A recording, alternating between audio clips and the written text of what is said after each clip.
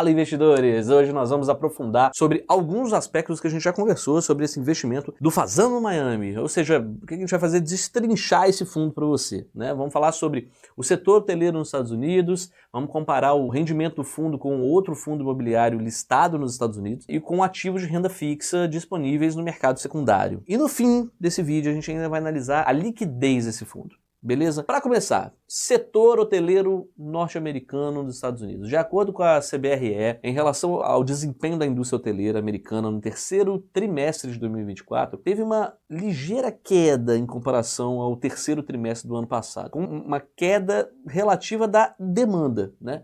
E um aumento um pouquinho da oferta. Então teve um desequilíbrio aí. Embora a demanda por hotéis tenha se mantido praticamente estável, um pouquinho mais baixa, as hospedagens alternativas, o Airbnb, né, como a gente conhece, eles acabam crescendo fortemente, registram uma forte demanda no período, né, com um aumento de mais de 20% em comparação ao terceiro trimestre de 2019, por exemplo. E aí, investidor, quando você vai viajar, conta aqui, você procura hotel tradicional ou procura hospedagem alternativa como o Airbnb? É isso que você tem que pensar, que você pode fazer isso e vários outros também podem fazer isso, certo? Então, no vídeo anterior, nosso primeiro vídeo, a gente falou sobre o retorno esperado do fundo, né? Mas como a gente já comentou em outros vídeos, analisar o retorno de qualquer ativo sem ter um índice de referência, um ponto de referência, algum ativo que faça sentido comparado, não dá, né? Então, apesar do investimento que a gente está analisando aqui ser um fundo, não tem diversificação. O fundo ele vai destinar 100% do recurso visando um retrofit de um hotel lá em Miami Beach. Então, o que a gente vai fazer? Vamos comparar esse ativo com um dos maiores fundos de hotéis americanos, beleza? Além disso,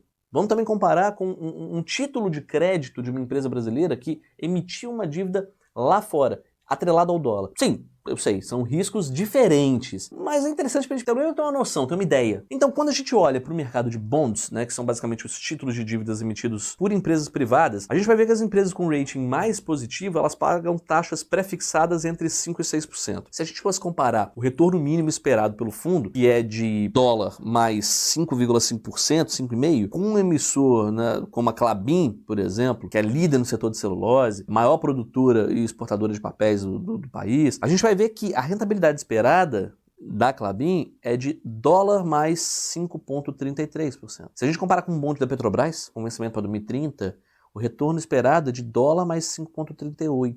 Deu para entender, mais ou menos? Então, e se a gente comparar com um dos maiores fundos de hotéis dos Estados Unidos? Vamos olhar o HST, Host Hotels and Resorts. O HST ele é um fundo de investimento imobiliário que possui mais de 81 hotéis, além de parceria com marcas premium como Sheraton, Fairmont, Hilton. E aqui vai um ponto importante, tá? Dentre esses 81 hotéis, o HST ele possui 2 hotéis em Miami. Pasmem, um dos hotéis fica a menos de 5 minutos de distância do futuro Hotel Fazano. Ou seja, não dá para falar que a localização é melhor do que a outra, né? Esse fundo, tá? Ele pagou um dividendo anualizado de 4,34% no ano passado. Também não fica muito atrás. Agora que a gente analisou a rentabilidade do fundo com outros 2 tipos de investimento, o fundo imobiliário da HST e os bonds emitidos por empresas brasileiras lá fora, vamos analisar a liquidez disso aí. Primeiro vamos analisar a liquidez dos ativos comparados. O fundo da HST é um ativo negociado na Nasdaq, mercado de ação norte-americano. Então ele tem a sua liquidez praticamente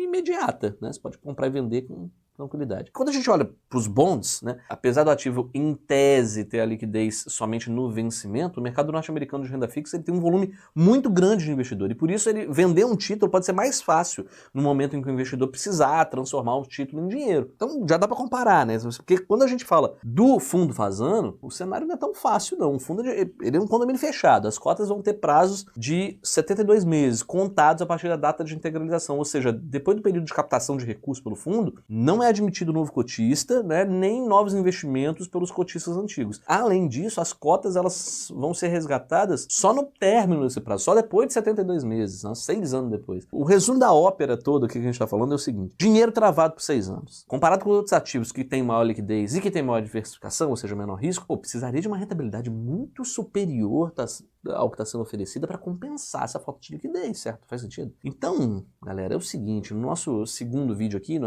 o nosso objetivo era falar especificamente sobre o setor hoteleiro norte-americano, o histórico desse imóvel, a ideia do risco-retorno, se faz sentido comparando com outros investimentos. Então agora, para você formar a sua opinião como um todo, e se esse ativo faz ou não sentido na sua carteira, o que eu acho? Que faz sentido você ficar ligado no nosso terceiro vídeo. desse ativo, que a gente vai apresentar alguns detalhes que chamaram nossa atenção, como por exemplo, você sabia que esse hotel até outubro era da XP Asset? É isso aí. Então, pra você ficar atento a todos esses detalhes, fica aqui com a gente, tá? Até mais.